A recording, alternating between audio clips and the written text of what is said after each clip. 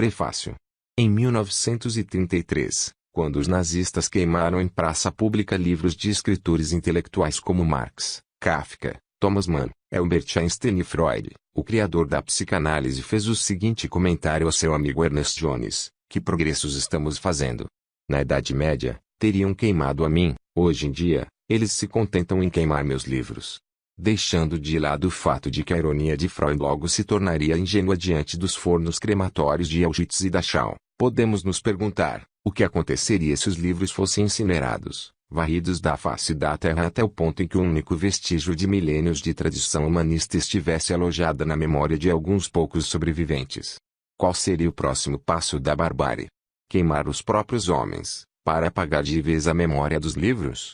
É essa a pergunta que reverbera na mente no leitor após a leitura de Fahrenheit 451, de Ray Bradbury.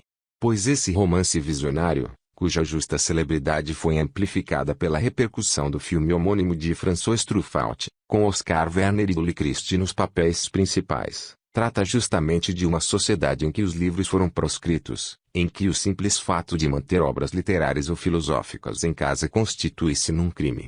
Fahrenheit 451 foi publicado em 1953, mas sua ação se passa num futuro não muito distante dessa época.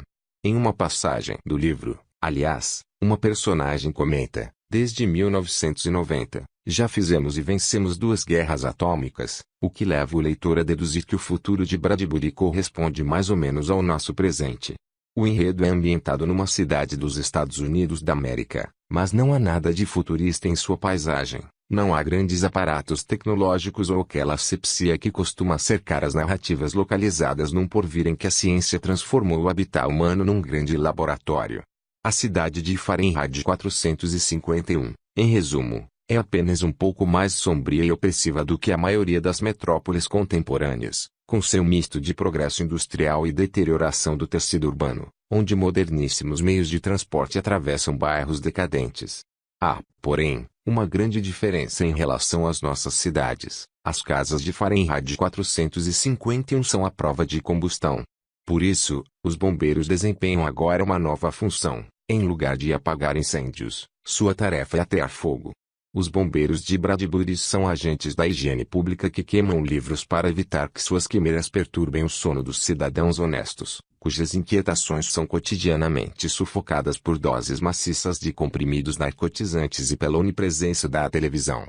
Esse dado inverossímil, que monta a sociedade fictícia de Fahrenheit 451, faz com que o relato de Bradbury seja incluído na categoria das distopias em geral associadas à ficção científica. As distopias são a descrição de um lugar fora da história, em que tensões sociais e de classe estão aplacadas por meio da violência ou do controle social, segundo as palavras de Roberto de Souza Causo, um importante estudioso do assunto e escritor de ficção científica.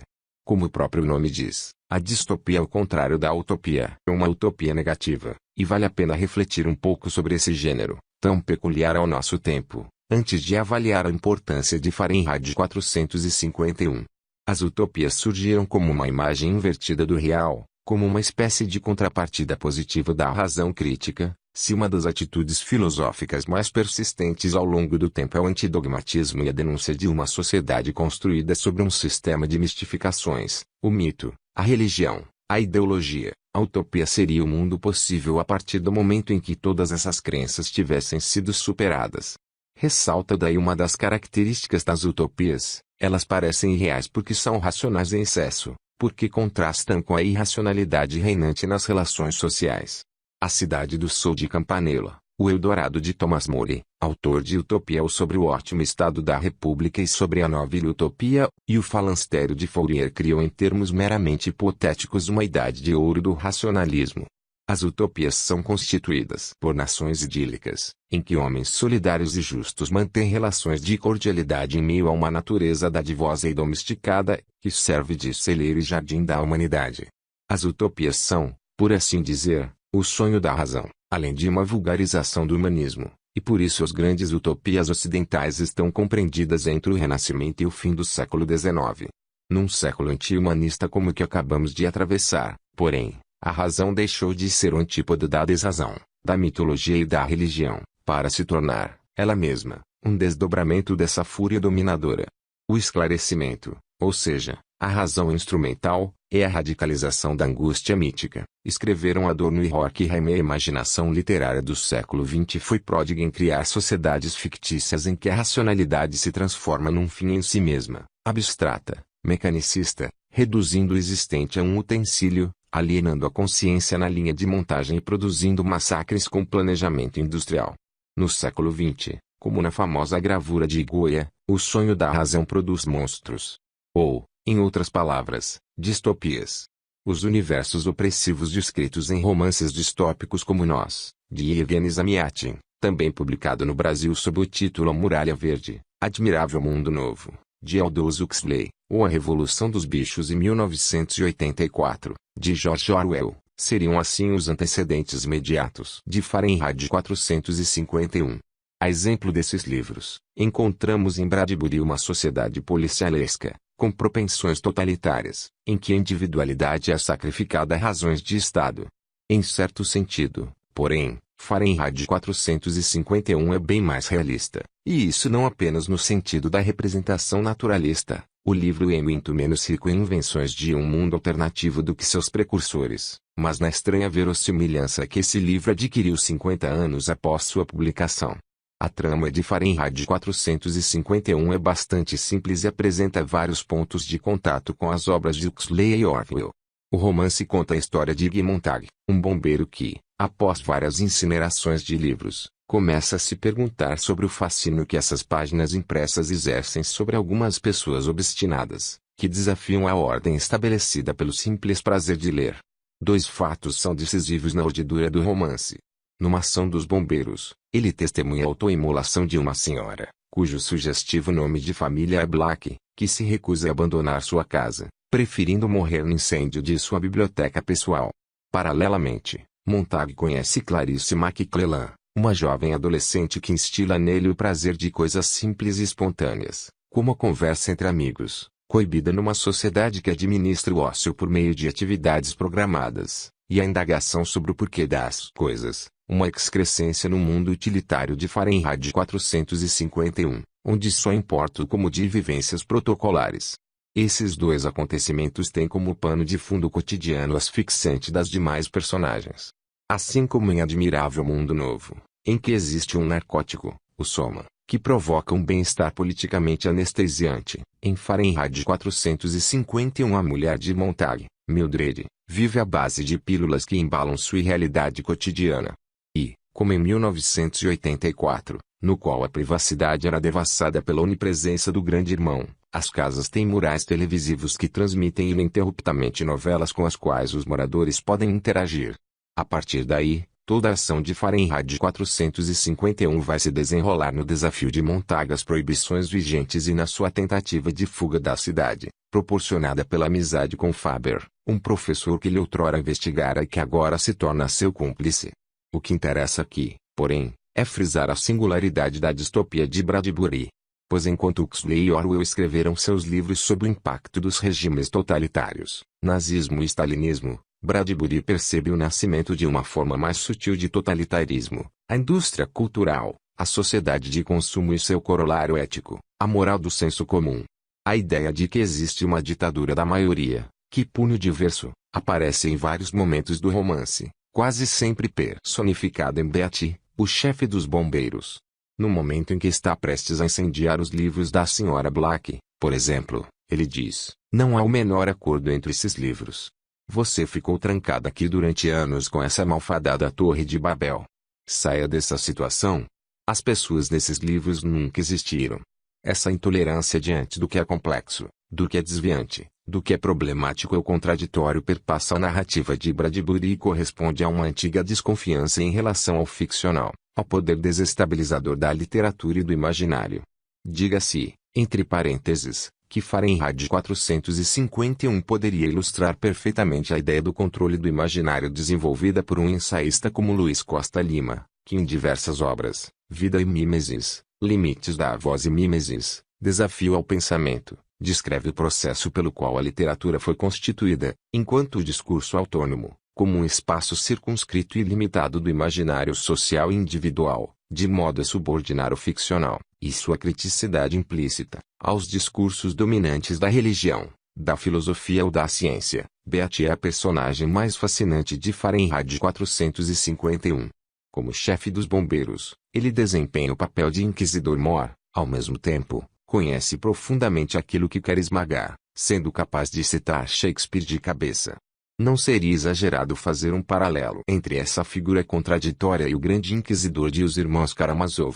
No romance de Dostoiévski, Cristo retorna à Terra e é preso pela Igreja Católica Espanhola porque, segundo o grande inquisidor, sua mensagem de liberdade seria insuportável para o homem.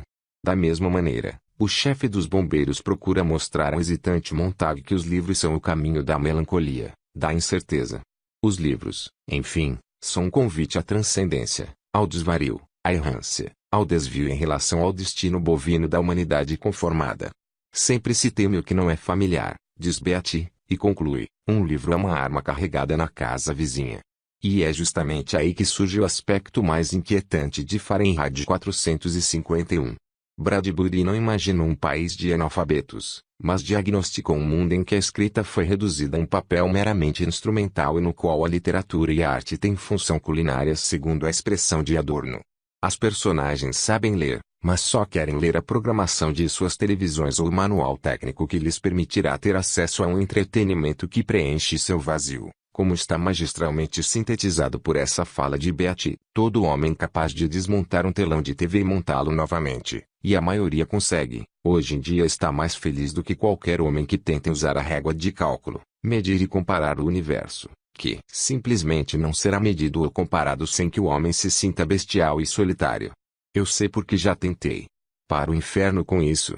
Portanto, que venham seus clubes e festas, seus acrobatas e mágicos, seus heróis, carros a jato, motogiroplanos, seu sexo e heroína, tudo o que tem a ver com reflexo condicionado. Se a peça for ruim, se o filme não disser nada, estimulem-me com o teremim, com muito barulho. Pensarei que estou reagindo à peça, quando se trata apenas de uma reação tátil à vibração. Mas não me importo. Tudo o que peço é um passatempo sólido. É difícil avaliar o quanto essa descrição de um mundo assolado pela indústria do entretenimento soava caricatural quando Bradbury publicou Fahrenheit 451. Atualmente, porém, nenhum leitor do romance terá dificuldade em ver nesse quadro desolador um instantâneo de nossa realidade mais cotidiana. Os monitores de televisão, onipresentes nesse livro, podem ter sido inspirados no Grande Irmão de Orwell. Hoje, ironicamente, se parecem mais com os reality shows. Em Fahrenheit 451, não há um poder central que tudo vigia, como acontecia em 1984, mas um ressentimento geral que produz bombeiros, essa corporação de censores com mandato popular para representar o rebanho impassível da maioria. Sob certo aspecto, portanto, Fahrenheit 451 não é uma distopia, mas um romance realista, que flagra a dialética demoníaca da sociedade de massas, em que as massas parecem ser títeres das elites, mas na qual as elites só existem em função das massas. Como lembra Faber, em um diálogo com Montag, a sociedade do espetáculo é uma espécie de servidão voluntária, os bombeiros raramente são necessários. O próprio público deixou de ler por decisão própria. Vocês, bombeiros, de vez em quando garantem um circo no qual multidões se juntam para ver a bela chama de prédios incendiados, mas, na verdade, é um espetáculo secundário, e dificilmente necessário para manter a ordem. São muito poucos os que ainda querem ser rebeldes. Ao final do romance, Montag se refugia em uma comunidade de homens que vivem à margem da sociedade e que, para escapar à ameaça dos juízes e dos censores, decoram livros. Eles podem, assim, apagar os perigosos vestígios materiais de sua devoção, ao mesmo tempo que preservem a memória da escrita. Entretanto, esse pequeno gesto de rebeldia estará sempre ameaçado pelo veredicto de N, onde se lançam livros às chamas, acaba-se por queimar também os homens. Manuel da Costa Pinto. Primeira parte. A lareira e a salamandra. Queimar era um prazer. Era um prazer especial ver as coisas serem devoradas, ver as coisas serem enegrecidas e alteradas. Empunhando o bocal de bronze, a grande víbora cuspindo seu querosene peçonhento sobre o mundo, o sangue latejava em sua cabeça e suas mãos eram as de um prodigioso maestro regendo todas as sinfonias de chamas e labaredas para derrubar os farrapos e as ruínas carbonizadas da história. Na cabeça impassível, O capacete simbólico com o número 451 e, nos olhos, a chama laranja antecipando o que viria a seguir. Ele acionou o acendedor e a casa saltou numa fogueira faminta que manchou de vermelho, amarelo e negro o céu do crepúsculo. A passos largos ele avançou em meio a um enxame de vagalumes. Como na velha brincadeira, o que ele mais desejava era levar a fornalha um marshmallow na ponta de uma vareta, enquanto os livros morriam num estertor de pombos na varanda e no gramado da casa. Enquanto os livros se consumiam em redemoinhos de fagulhas e se dissolviam no vento escurecido pela fuligem. Montagu abriu o sorriso feroz de todos os homens chamuscados e repelidos pelas chamas. Sabia que quando regressasse ao quartel dos bombeiros faria vista grossa a si mesmo no espelho, um menestrel de cara pintada com rolha queimada. Depois, ao ir para a cama, sentiria no escuro o sorriso inflamado ainda preso aos músculos da face. Nunca desaparecia, aquele sorriso, nunca, até onde conseguia se lembrar. Pendurou o capacete preto besouro e o lustrou. Pendurou caprichosamente a jaqueta à prova de fogo, tomou uma ducha voluptuosa e, depois, assobiando, as mãos nos bolsos, atravessou o piso superior do posto dos bombeiros e deixou-se cair pela abertura. No último instante, quando o impacto parecia fatal, tirou as mãos dos bolsos e interrompeu a queda agarrando o mastro dourado. Deslizou até a parada sibilante, os calcanhares a 2 centímetros do chão de concreto do andar de baixo. Saiu do quartel e caminhou pela rua noturna até o metrô. O trem pneumático deslizou silenciosamente por seu tubo lubrificado na terra e o lançou para fora com uma grande lufada de ar morno, na escada rolante de ladrilhos bege que subia para o subúrbio. Assobiando, deixou que a escada rolante deslizasse pelo ar sereno da noite. Caminhou rumo à esquina, sem pensar em nada de especial. Antes de chegar lá, porém, reduziu o passo como se tivesse sido surpreendido por nada, como se alguém tivesse chamado seu nome. Nas últimas noites experimentara as sensações mais incertas ali na calçada, ao dobrar a esquina, andando à luz das estrelas a caminho de casa. Uma impressão de que, um momento antes de fazer a volta, houvesse alguém ali. O ar parecia carregado de uma calma especial, como se alguém o esperasse, quieto e, um segundo antes de dobrar a esquina, simplesmente se convertesse em sombra e fosse por ele atravessado. Talvez seu nariz tivesse detectado um frágil perfume, talvez a pele do dorso de suas mãos, ou a de seu rosto, se aquecesse nesse exato local em que uma pessoa parada poderia, por um instante, elevar em 10 graus a temperatura circundante. Não havia como compreender aquilo. Cada vez que se virava para trás, via apenas a calçada branca e vazia, estreitando-se.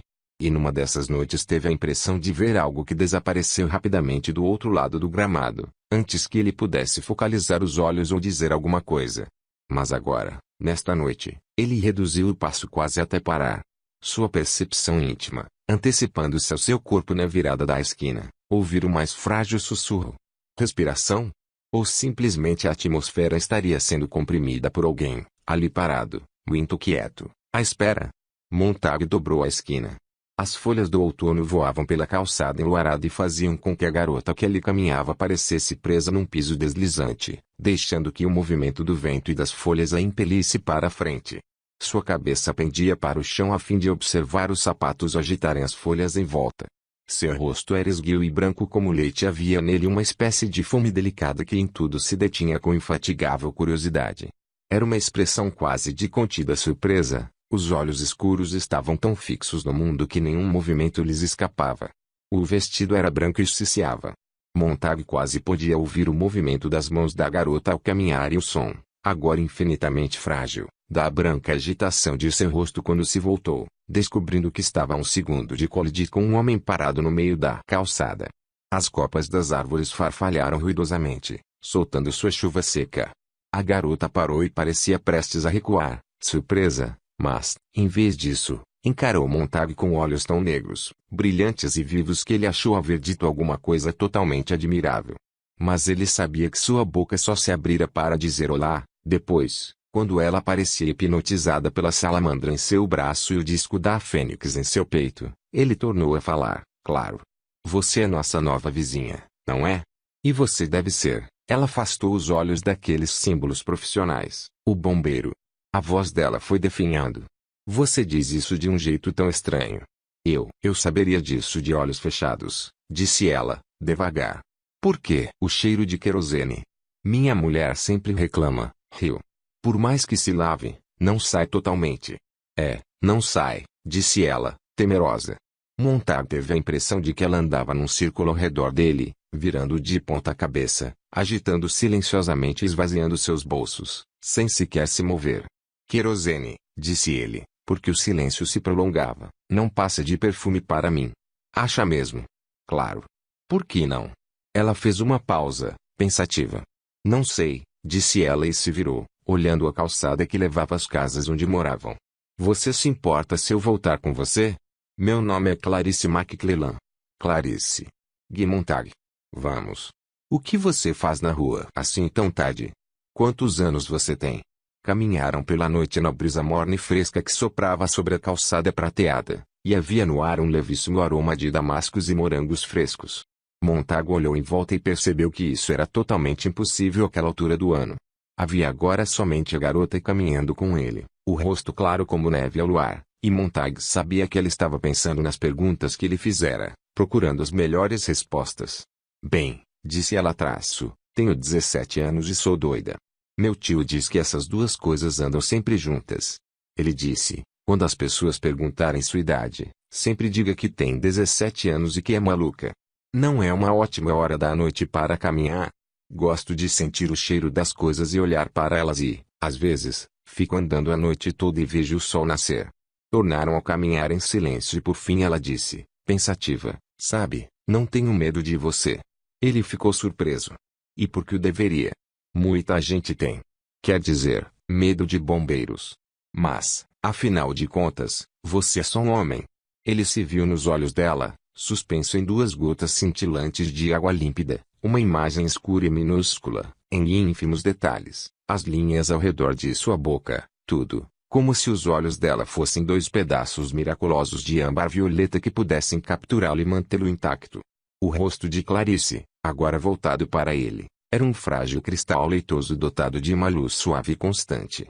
Não era a luz histérica da eletricidade, mas, o quê? A luz estranhamente aconchegante, rara e levemente agradável de uma vela.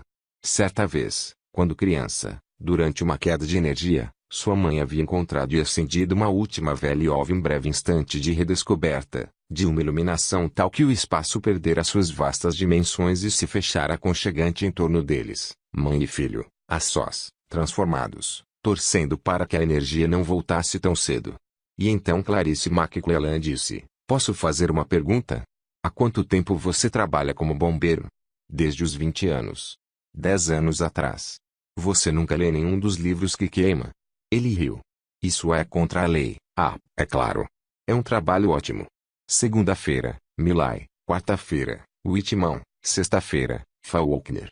Reduz os livros a cinzas e, depois, queime as cinzas. Este é o nosso slogan oficial.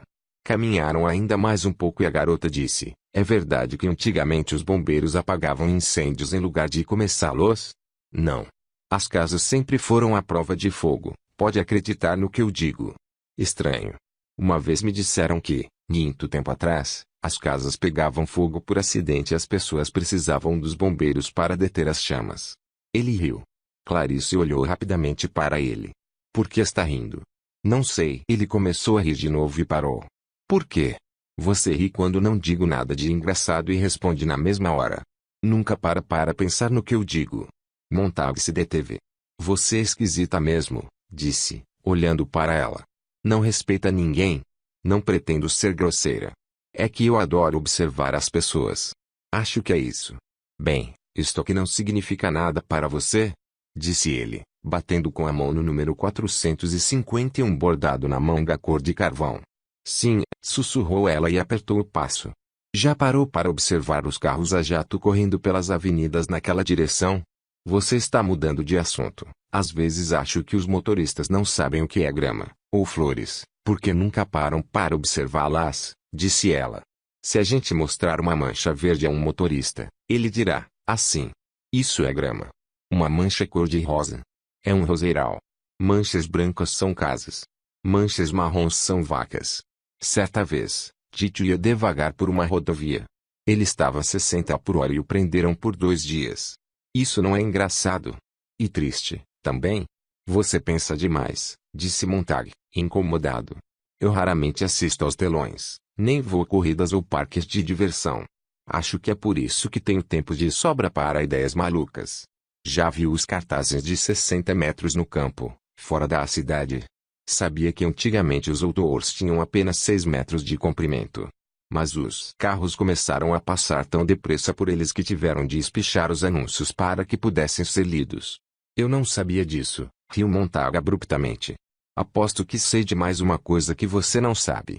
De manhã, a grama fica coberta de orvalho. Subitamente, ele não conseguiu se lembrar se sabia disso ou não, e ficou muito irritado. E se você olhar bem, disse ela num aceno de cabeça para o céu tem um homem lá na lua. Fazia muito tempo que ele não olhava para o céu. Fizeram o resto do percurso em silêncio, ela, pensativa, ele, numa espécie de silêncio constrangido e incômodo no qual lançava sobre ela olhares acusadores. Quando chegaram à casa dela, todas as luzes estavam acesas. O que está vendo? Montague raramente viu uma casa tão iluminada. Ah, minha mãe, meu pai e meu tio estão conversando. É como andar a pé, só que bem mais gostoso. Meu tio foi preso uma outra vez, eu lhe contei? Por andar a pé. Ah, nós somos diferentes mesmo. Mas sobre o que vocês conversam? Ela riu da pergunta. Boa noite, e foi para casa, mas pareceu lembrar-se de algo e voltou-se, olhando para ele com admiração e curiosidade. Você é feliz? Perguntou. Eu sou o quê? Gritou ele. Mas ela se fora, correndo sob o luar. A porta da casa fechou-se suavemente. Feliz. Mas que absurdo. Montague parou de rir. Na porta de sua casa, enfiou a mão no orifício em forma de luva seu toque foi identificado. A porta deslizou, abrindo-se. Claro que sou feliz. O que ela pensa? Que não sou? Perguntou ele para os cômodos silenciosos. Parou no corredor, olhando para a grelha do ventilador e de repente se lembrou que alguma coisa jazia oculta por trás da grelha, algo que parecia espiá-lo ali embaixo. Rapidamente desviou os olhos. Que estranho encontro numa noite estranha. Não se lembrava de nada parecido, a não ser numa tarde, um ano antes, quando conhecera um velho no parque e haviam conversado. Montague meneou a cabeça. Olhou para uma parede vazia. O rosto da garota estava ali. Em sua memória, era um rosto lindo, na verdade, assombroso. Era um rosto muito tênue, como o mostrador de um reloginho fracamente discernível num quarto escuro no meio da noite. Quando se acorda para olhar as horas e se vê o relógio dizendo a hora, o minuto e o segundo, com um silêncio branco e um brilho, todo certeza, e sabendo o que tinha a dizer sobre a noite que passa depressa rumo a novas escuridões, mas também rumo a um novo sol. O quê? Perguntou Montague àquele outro eu, o idiota do subconsciente que por vezes desatava a tagarelar, inteiramente independente da vontade, do hábito e da consciência. Lançou de novo o olhar à parede. Como o rosto dela se parecia também com um espelho. Impossível. Pois quantas pessoas seriam capazes de refletir a luz de uma outra? As pessoas quase sempre eram. Procurou uma comparação, encontrou em seu ofício, achotes, que ardiam até se extinguir. Quantas pessoas existiam cujos rostos eram capazes de captar e devolver a expressão de outra, seus pensamentos e receios mais íntimos? Que incrível poder de identificação tinha a garota. Era como um ansioso espectador de um teatro de marionetes, antecipando cada piscar de olhos, cada gesto de mãos, cada estalar de dedos, um instante antes de o movimento começar. Quanto tempo haviam caminhado juntos? 3 minutos? 5? No entanto, como aquele momento agora parecia longo. Que figura imensa era ela no palco diante dele, que sombra projetava na parede o seu corpo esguio. Montague tinha a impressão de que caso ele coçasse os olhos ela talvez pestanejasse. E se os músculos de suas mandíbulas se tensionassem perceptivelmente, ela bocejaria muito antes que ele o fizesse. Ora, pensou ele, agora que penso nisso, foi quase como se ela estivesse esperando por mim, ali na rua, naquela hora, tão tarde da noite. Montague abriu a porta do quarto. Foi como entrar na fria câmara marmórea de um mausoléu depois que a lua se pôs. Escuridão total. Nenhum traço do mundo prateado lá de fora, as janelas bem fechadas, a alcova era um mundo tumular onde nenhum som da grande cidade conseguia penetrar. O quarto não estava vazio. Montague se pôs a escutar. O delicado zumbido de um pernilongo dançando no ar, o murmúrio elétrico de uma vespa oculta em seu cálido ninho rosado. Pela sonoridade da música ele quase conseguia acompanhar a melodia. Montague sentiu seu próprio sorriso escorregar, derreter-se, dobrar-se sobre si mesmo como uma película oleosa, como a substância de uma vela fantástica que estivesse queimando durante muito tempo e agora desmoronasse e se apagasse. Escuridão. Não estava feliz. Não estava feliz. Disse as palavras a si mesmo. Admitiu que este era o verdadeiro estado das coisas. Usava sua felicidade como uma máscara e a garota fugira com ela pelo gramado e não havia como ir bater à sua porta para pedi-la de volta. Sem acender a luz, imaginou como estaria o quarto. Sua mulher estirada na cama, descoberta e fria, como um corpo exposto na laje de um túmulo, os olhos presos no teto por fios invisíveis de aço, imóveis. E nas orelhas as pequenas conchas, rádios firmemente ajustados, e um oceano eletrônico de som, música e vozes que chegavam, que vinham dar à praia de sua mente vigilante.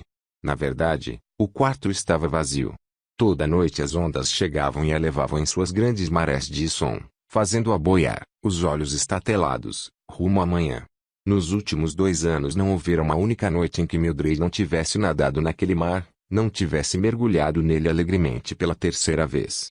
O quarto estava frio, mas, mesmo assim, ele se sentia impossibilitado de respirar. Não queria correr as cortinas para abrir as portas balcão, porque não queria que o luar entrasse no quarto.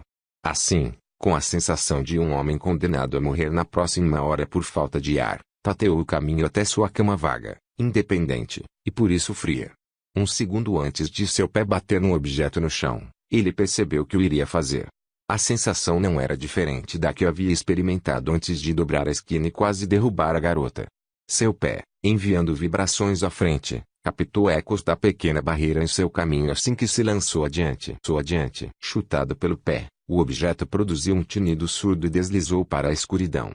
Montague se empertigou e ficou à escuta da pessoa na cama escura na noite inteiramente opaca. A exalação das narinas era tão tênue que agitava apenas as franjas mais distantes da vida, uma pequena folha, uma pluma preta, um solitário fio de cabelo. Ele ainda não queria a luz lá de fora. Tirou do bolso o acendedor, sentiu a salamandra gravada no disco de prata, acionou. 2 pedras da lua olharam para ele à luz de sua pequena chama manual, 2 pálidas pedras da lua enterradas num regato de água clara sobre o qual a vida do mundo corria, sem tocá-las. Mildred. O rosto dela era como uma ilha coberta de neve na qual talvez chovesse, mas que não sentia nenhuma chuva, uma ilha sobre a qual nuvens poderiam passar suas sombras, o que não seria percebido absolutamente.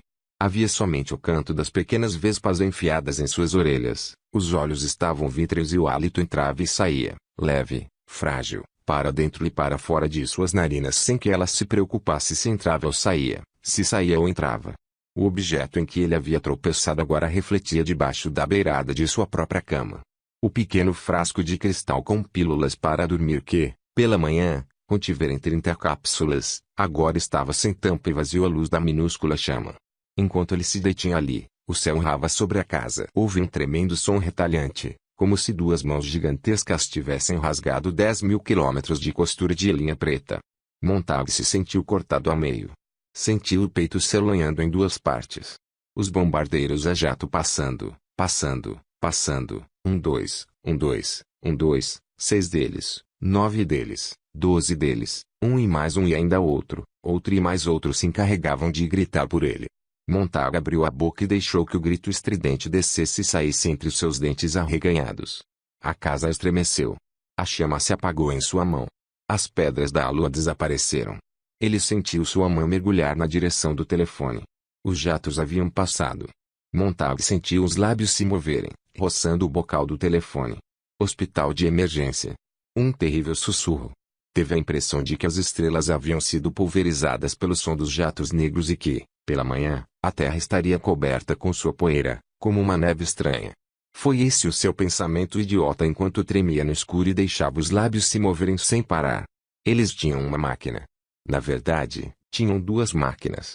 Uma delas deslizava para dentro do estômago da pessoa como uma naja preta descendo por um poço retumbante, procurando toda a água antiga e o tempo morto ali acumulados. Ela tragava a substância verde que fluía para o alto no lento fervilhar. Será que beberia a escuridão? Sugaria todos os venenos acumulados ao longo dos anos? Ela se alimentava em silêncio, com um som ocasional de sufocação interna e busca cega. Tinha um olho.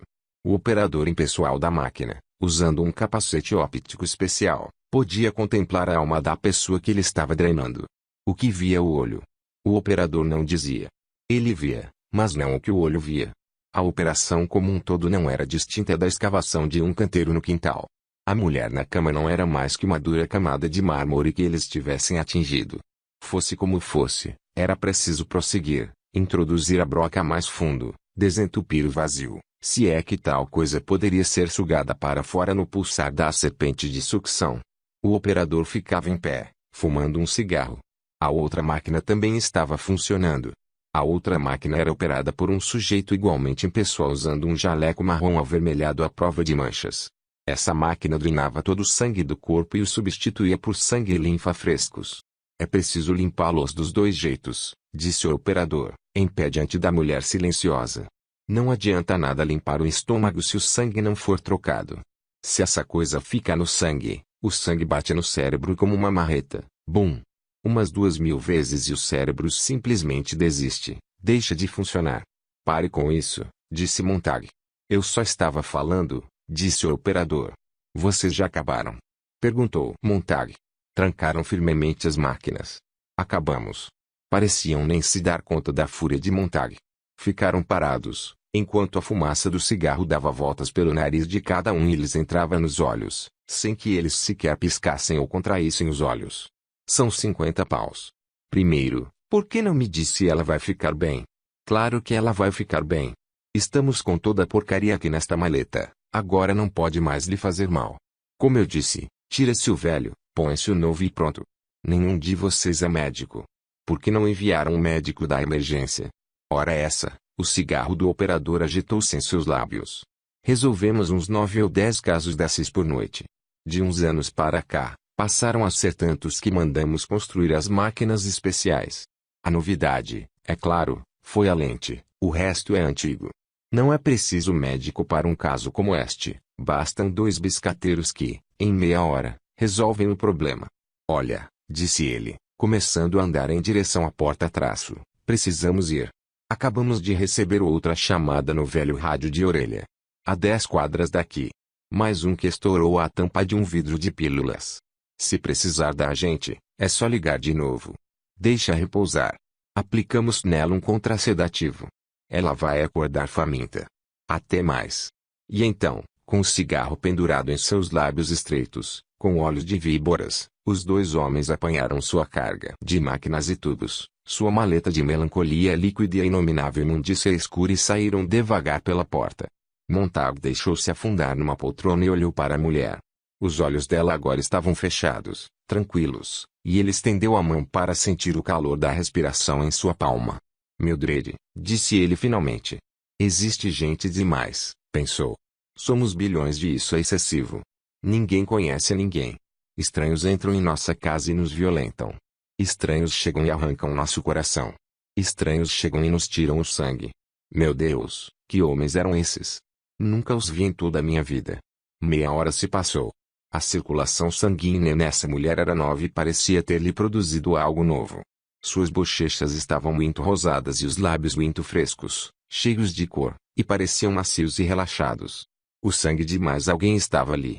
Quem dera fosse a carne, o cérebro e a memória de outra pessoa.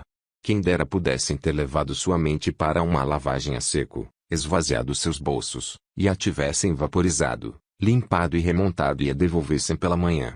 Quem dera. Ele se levantou, afastou as cortinas e escancarou as janelas para deixar entrar o ar noturno. Eram 2 horas da manhã. Seria possível que apenas 1 hora antes Clarice McClellan estava na rua. Ele entrou no quarto escuro e seu pé chutou o pequeno frasco cristalino. Apenas 1 hora, mas o mundo se derretera e saltara para uma forma nova e sem cor. O som de risadas atravessou o enluarado gramado vindo da casa de Clarice e de seus pais e do seu tio, que sorriam muito tranquilos e sinceros.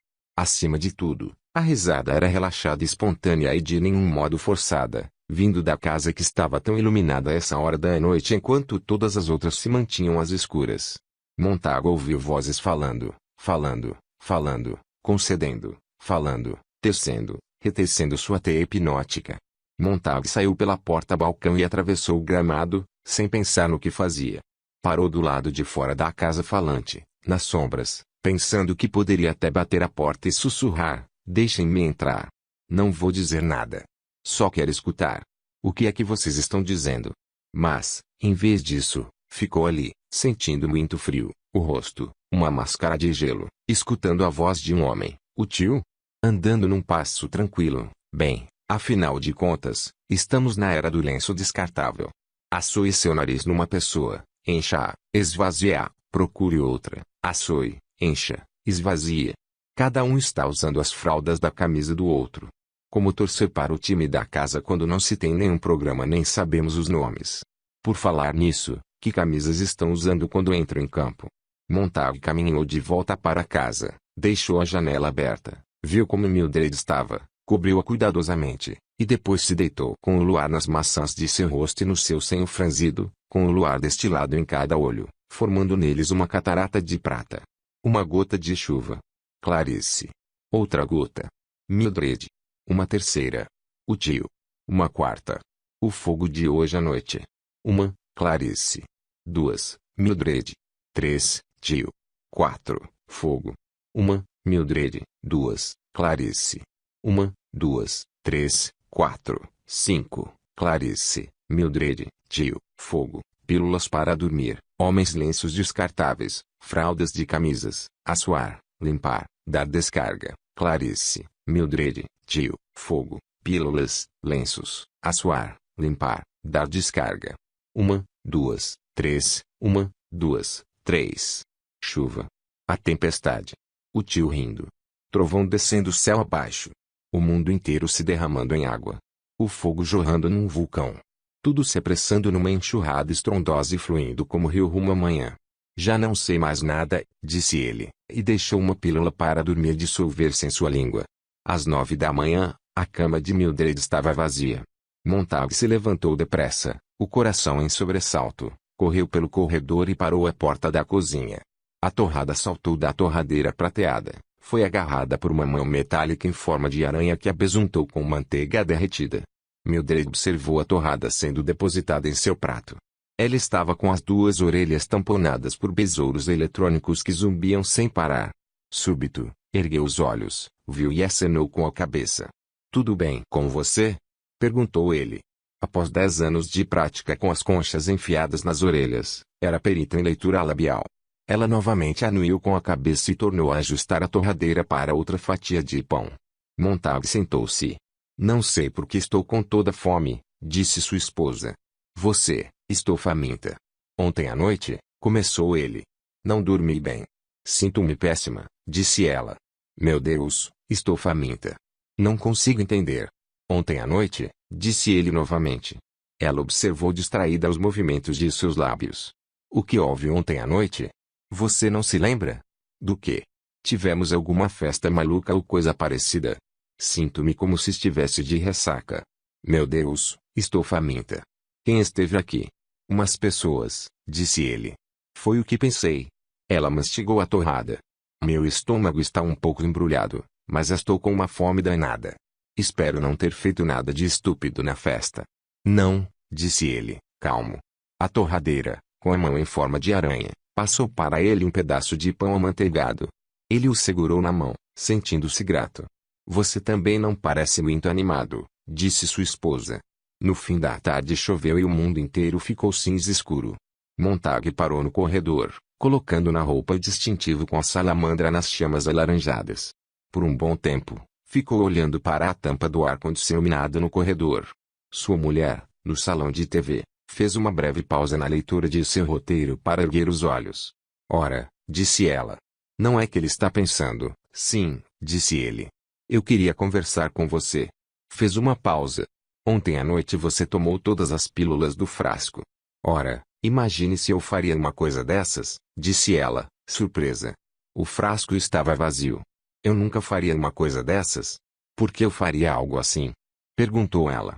"Talvez você tenha tomado 2, esqueceu-se e tomou mais 2, esqueceu-se de novo e tomou mais 2 e ficou tão dopada que continuou até engolir umas 30 ou 40. "Droga", disse ela traço, "por que eu iria fazer uma coisa tão estúpida assim?" "Não sei", disse ele. Era evidente que ela estava esperando ele partir. "Eu não fiz isso", disse ela. Não faria isso nem em 1 bilhão de anos. Está bem, se é o que você diz. Isso é o que a senhora disse. Ela voltou ao roteiro. O que há para esta tarde? Perguntou ele, cansado. Ela não voltou a tirar os olhos do roteiro. Bem, daqui a 10 minutos entra uma peça no circuito de tela múltipla. Eles me enviaram o meu papel esta manhã. Eu mandei algumas tampas de embalagens.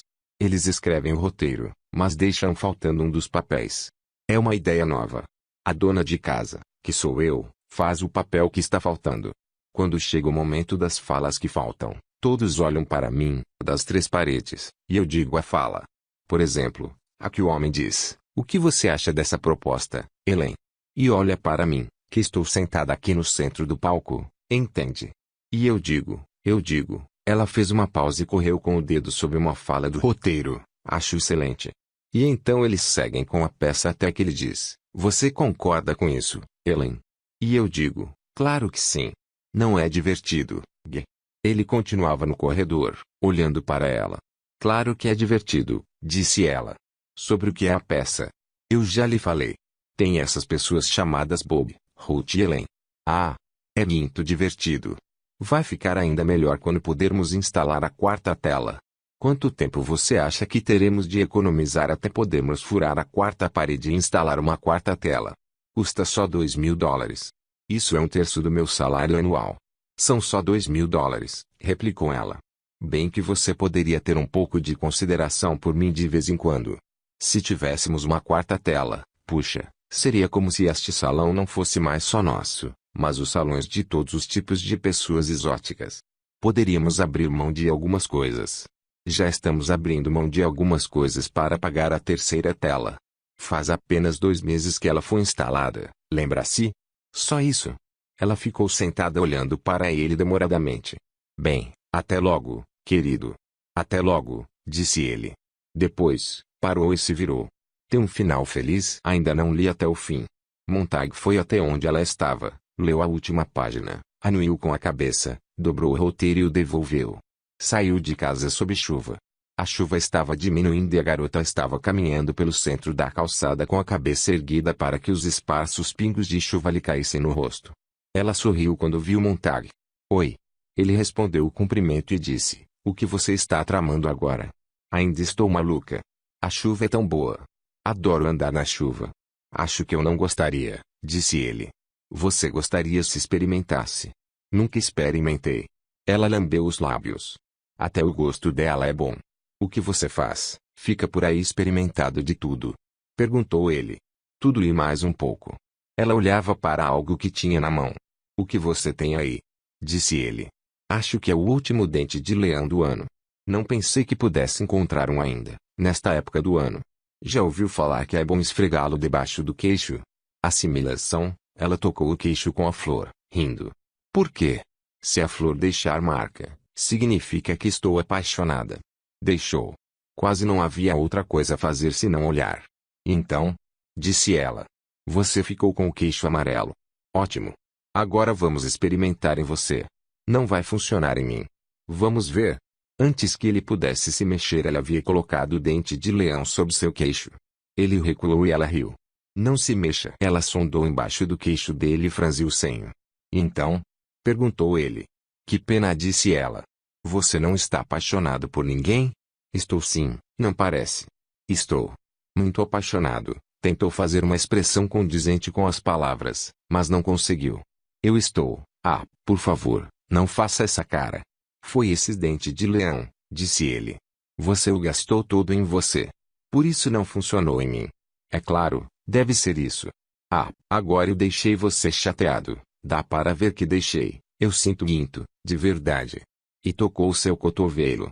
"Não, não", apressou-se ele a dizer "eu estou bem. Eu preciso ir embora, então diga que me perdoa. Não quero que fique bravo comigo." "Não estou bravo." "Chateado, sim. Preciso ir ver meu psiquiatra agora." "Sou obrigada a ir." "Eu invento coisas para dizer. Não sei o que ele pensa de mim. Ele diz que sou uma cebola normal. Dou muito trabalho para ele ficar descascando as camadas." "Estou inclinado a achar que você precisa do psiquiatra", disse Montag. "Você não está falando sério."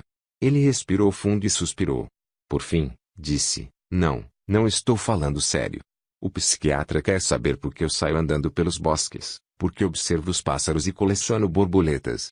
Algum dia vou mostrar minha coleção para você. Que bom, eles querem saber o que eu faço com meu tempo. Eu digo a elas que às vezes apenas me sento e penso. Mas não lhes digo em quê? Eles que descubram. E digo a eles que às vezes gosto de colocar a cabeça para trás, assim, e deixar a chuva cair na minha boca. O gosto é igual ao de vinho. Você já experimentou alguma vez? Não, você me perdoou, não perdoou? Sim. Ele pensou um pouco. Sim, perdoei. Só Deus sabe por quê. Você é estranha, é irritante, mas é fácil de perdoar. Você diz que tem 17 anos? Bem, no mês que vem. Curioso. É estranho. Minha mulher tem 30 e às vezes você parece mais velha. Não consigo entender por quê. Você também é estranho, Sr. Montag. Às vezes até me esqueço que é bombeiro. Agora, posso deixar você com raiva de novo? Vá em frente. Como é que começou? Como é que entrou nisso? Como escolheu esse trabalho? Como chegou a cogitar em assumir esse emprego? Você não é como os outros. Eu vi alguns, eu sei. Quando eu falo, você olha para mim. Ontem à noite, quando eu disse uma coisa sobre a lua, você olhou para a lua. Os outros nunca fariam isso. Os outros continuariam andando e me deixariam falando sozinha. Ou me ameaçariam. Ninguém tem mais tempo para ninguém. Você é um dos poucos que me toleram. É por isso que acho tão estranho você ser bombeiro. É que, de algum modo, não combina com você. Ele sentiu o corpo dividir-se em duas metades, uma quente, a outra fria, esta macia, aquela dura, uma trêmula, a outra firme, uma oprimindo a outra.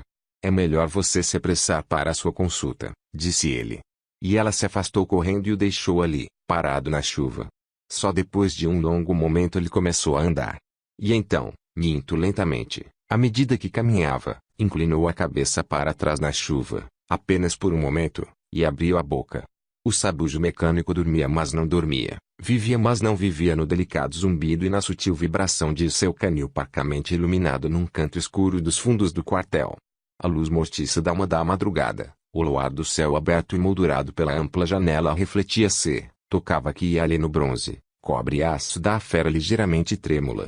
A luz cintilava nas facetas de rubi e nas sensíveis cerdas de nylon das narinas da criatura que vibrava de modo muito sutil, as 8 pernas esparramadas sobre-se como as de uma aranha, as patas munidas de coxins de borracha. Montag desceu deslizando pelo poste metálico. Saiu para olhar a cidade e o céu agora sem nuvens. Acendeu um cigarro e foi para os fundos, onde se inclinou para olhar o sabujo. Era como uma grande abelha que volta de algum campo onde o mel está cheio do veneno do descontrole, da loucura e do pesadelo, o corpo abarrotado daquele néctar opulento e agora adormecido para eliminar o mal de dentro de si. Olá, sussurrou Montag, como sempre fascinado pela fera ao mesmo tempo morta e viva. Nas noites em que as coisas ficavam enfadonhas, ou seja, todas as noites, os homens deslizavam pelos postes metálicos e ajustavam as combinações do sistema olfativo do sabujo e soltavam ratos no pátio do poço de ventilação do prédio, ou às vezes galinhas ou mesmo gatos, que de qualquer maneira teriam de ser afogados, e ficavam ali apostando para ver qual dos gatos, galinhas ou ratos o sabujo agarraria primeiro. Os animais eram soltos. 3 segundos depois o jogo estava terminado. Com o gato ou a galinha apanhados a meio caminho do pátio por patas delicadas, enquanto uma agulha de aço de 10 centímetros se projetava da probóscide do sabujo para injetar doses enormes de morfina ou procaína. A presa era então lançada no incinerador. Um novo jogo começava. Na maioria das noites em que isso acontecia, Montag continuava lá em cima. Houve uma vez, 2 anos antes, em que ele havia apostado com o melhor deles e perdera o salário da semana. E depois teve de enfrentar a raiva de mente de Mildred, que se manifestava nas veias erupções de sua pele. Mas agora ele passava as noites deitado no beliche, o rosto virado para a parede, escutando as risadas estridentes lá embaixo e o alvoroço de cordas de piano das patas dos ratos, o ranger de violino dos camundongos e o grande silêncio sombrio e mecânico do sabujo precipitando-se como uma mariposa em direção à luz, encontrando, prendendo sua vítima, injetando a agulha e voltando para seu canil para morrer como se pela ação de um interruptor. Montag tocou em seu focinho. O sabujo rosnou. Montag saltou para trás. O sabujo ergueu-se e olhou para ele com luz verde azulada de neon cintilando em seus globos oculares subitamente ativados. Rosnou novamente, um gesto de desconfiança que era uma estranha combinação rouca de chiado elétrico, som de fritura, arranhar de metal, giro de dentes velhos e enferrujados de engrenagem. Não, não, garoto, disse Montag, o coração aos pulos. Ele viu a agulha prateada projetar-se uns 2 centímetros no ar, recolher-se, estender-se, recolher-se. O rosnado cresceu na fera que olhou para Montag. Montag recuou. O sabujo deu um passo para fora de seu canil. Montag agarrou o poste de metal com uma das mãos. O poste, reagindo, deslizou para cima e o fez atravessar o teto, silenciosamente. Montag estendeu o pé para o deck à luz do nível superior. Seu corpo tremia e seu rosto estava pálido e esverdeado. Lá embaixo, o sabujo tornara a sentar-se sobre as suas incríveis 8 patas de inseto e zumbia novamente para si mesmo, os olhos multifacetados em paz. Montag parou ao lado do poço de acesso, aguardando o temor passar. Atrás dele, 4 homens sentados a uma mesa de jogo, sob uma luminária verde no canto da sala, olharam de relance sem dizer nada. Apenas o homem com o kepi de capitão com a insígnia da Fênix, por fim, curioso, as cartas na mão magra, falou do fundo do recinto. Montag? Ele não gosta de mim, disse Montag. Ele quem? O sabujo. O capitão estudou as cartas. Deixe de bobagem. Ele não gosta nem desgosta. Apenas funciona. É como um exercício de balística. Ele tem uma trajetória definida por nós. Ele executa. Segue a pista, faz a mira e dispara. É só fio de cobre, baterias recarregáveis e corrente elétrica. Montag engoliu em seco. Seus processadores podem ser ajustados para qualquer combinação. Um tanto de aminoácidos, um tanto de enxofre, outro tanto de gordura e alcalinidade. Certo? Todos nós sabemos disso. Os equilíbrios e porcentagens químicas de todos nós aqui no posto estão registrados no arquivo mestre lá de baixo. Seria fácil alguém ajustar uma combinação parcial na memória do sabujo, talvez uma pitada de aminoácidos. Isso explicaria o que o animal acabou de fazer. Reagiu contra mim. Droga, disse o capitão. Irritado, mas não inteiramente bravo. A memória ajustada por alguém o suficiente para que rosnasse quando eu tocasse. Quem faria uma coisa dessas? Perguntou o capitão. Você não tem nenhum inimigo aqui, Gui? Nenhum que eu saiba. Amanhã pediremos aos técnicos que façam a checagem no sabujo. Não é a primeira vez que ele me ameaça, disse Montag. No mês passado aconteceu 2 vezes. Vamos consertá-lo. Não se preocupe. Mas Montag ficou onde estava, pensando na grade do ventilador no corredor de sua casa e no que jazia oculto atrás dela. Se alguém aqui no posto soubesse sobre o ventilador não poderia contar para o sabujo. O capitão foi até o poço de acesso e lançou um olhar inquiridor sobre Montag. Eu só estava imaginando, disse Montag, o que o sabujo pensa à noite lá embaixo. Será que realmente está se tornando sensível a nós? Isso me deixa gelado. Ele não pensa em nada que não queiramos que ele pense. Isso é triste, disse Montag, calmo traço, porque tudo o que introduzimos nele é caçar, localizar e matar. Que pena se isso for tudo o que ele pode saber. Beat riu com ligeiro desdém. Ora essa. É uma peça muito engenhosa, um bom rifle que pode mirar seu próprio alvo e toda vez acerta na mosca, sem erro. É por isso mesmo, disse Montag. Eu não gostaria de ser sua próxima vítima. Por quê? Está com a consciência culpada por alguma coisa? Montag ergueu rapidamente o olhar. Beat estava ali olhando firme para ele, enquanto sua boca se abria e começava a rir, muito suavemente. 1, 2, 3, 4, 5, 6, 7 dias. E outras tantas vezes ele saiu de casa e Clarice estava lá, em algum lugar do mundo. Uma vez ele a viu sacudindo uma nogueira, outra vez a viu sentada no gramado tricotando um suéter azul. 3 ou 4 vezes ele encontrou um buquê de flores tardias em sua varanda ou um punhado de castanhas num saquinho, ou algumas folhas mortas ordenadamente presas numa folha de papel em branco pregada com percevejos à porta de sua casa. Diariamente, Clarice o acompanhava até a esquina. Num dia estava chovendo, no seguinte estava claro, um dia depois o vento soprava forte e, no dia depois desse, o vento era moderado e calmo, e no dia depois dessa calmaria, o tempo era como a fornalha do verão e Clarice tinha o rosto todo bronzeado ao final da tarde. Porque sinto que a conheço há muitos anos. Disse ele, certa vez, à entrada do metrô. Porque eu gosto de você, respondeu ela, e não quero nada de você. E porque nos conhecemos. Você faz com que eu me sinta muito velho e muito parecido com o pai. Então diga, disse ela por que você não tem filhas como eu, se você gosta tanto de crianças? Não sei. Você está brincando, quer dizer, ele parou e meneou a cabeça. Bem, minha esposa, ela nunca quis saber de filhos. A garota parou de sorrir. Desculpe-me. Eu realmente pensei que você estivesse se divertindo à minha custa. Sou uma boba. Não, não, disse ele. Foi uma boa pergunta. Faz muito tempo que ninguém se dá o trabalho de perguntar. Boa pergunta. Vamos falar de outra coisa. Você já cheirou folhas secas?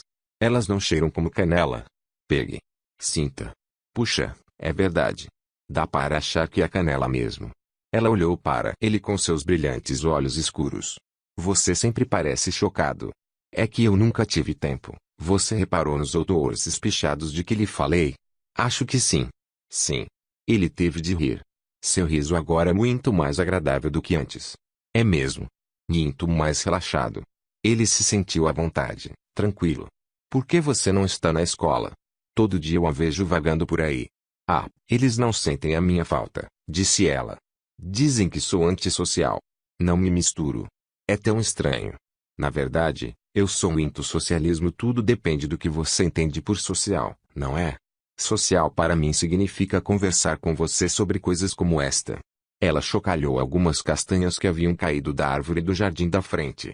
Eu falar sobre quanto o mundo é estranho. É agradável estar com as pessoas. Mas não vejo o que há de social em juntar um grupo de pessoas e depois não deixá-las falar. Você não acha? Uma hora de aula pela TV, uma hora jogando basquete ou beisebol ou correndo, outra hora transcrevendo história ou pintando quadros e mais esportes. Mas, sabe, nunca fazemos perguntas. Pelo menos a maioria não faz. Eles apenas passam as respostas para você. Pim, pim, pim. E nós, sentados ali, assistindo a mais 4 horas de filmes educativos. Isso para mim não é nada socialismo. Parece um monte de funis e muita água jorrando da torneira, entrando por um lado e saindo pelo outro, e depois eles vêm nos dizer que é vinho, quando não é. Deixam a gente tão atormentada ao final do dia que não podemos fazer nada além de ir para a cama ou a um parque de diversões para importunar os outros, quebrar vidros no estande do quebra-vidraças ou destruir carros com a grande bola de aço no estande do demolidor. Ou então sair de carro e apostar corrida, brincando de tirar um fino dos postes, competindo para ver quem pede arrego e brincando de bate-calota. Acho que sou tudo o que dizem que sou, tudo bem. Não tenho amigos. Isso é o bastante para provar que sou anormal. Mas todos que conheço estão gritando ou dançando por aí como loucos ou batendo uns nos outros. Você já notou como as pessoas se machucam entre si hoje em dia? Você fala como uma pessoa tão velha. Às vezes eu sou muito velha. Tenho medo de crianças da minha idade. Elas se matam entre si. Será que sempre foi assim? Meu tio diz que não. Só no ano passado, 6 de meus amigos foram mortos a tiros. 10 morreram em acidentes de carro. Tenho medo deles e eles não gostam de mim porque tenho medo. Meu tio diz que seu avô se lembrava de quando as crianças não se matavam umas às outras. Mas isso foi há muito tempo, quando as coisas eram diferentes. Acreditavam em responsabilidade, segundo meu tio. Sabe, eu me sinto responsável. Levei surras quando precisei, anos atrás. E faço todas as compras e limpo a casa sozinha. Mas o principal, continuou ela, é que gosto de observar as pessoas. Às vezes ando de metrô o dia todo e fico olhando e ouvindo o que elas dizem. Tento imaginar quem são e o que querem e para onde vão. Às vezes até vou aos parques de diversão e ando nos carros a jato quando correm na periferia da cidade à meia-noite e a polícia nem liga, desde que estejam no seguro. Desde que todos tenham um seguro de $10.000, todos ficam contentes. Às vezes ando de mansinho pelo metrô só para ficar escutando. Ou fico à escuta nos bebedouros de refrigerantes, e sabe de uma coisa? O quê? O quê? As pessoas não conversam sobre nada. Ah, elas devem falar de alguma coisa, não, de nada. O que mais falam é de marcas de carros ou roupas ou piscinas e dizem, que legal. Mas todos dizem a mesma coisa e ninguém diz nada diferente de ninguém. E, nos bares, ligam a jukebox e são sempre as mesmas piadas. Ou o telão musical está aceso e os desenhos coloridos ficam subindo e descendo, mas é só cor e tudo abstrato. Você já foi alguma vez a um museu? Tudo abstrato. É só o que há agora. Meu tio diz que antigamente era diferente. Muito tempo atrás, os quadros às vezes diziam alguma coisa ou até mostravam pessoas. Seu tio disse isso, seu tio disse aquilo. Esse seu tio deve ser uma pessoa extraordinária. Ele é. Certamente é.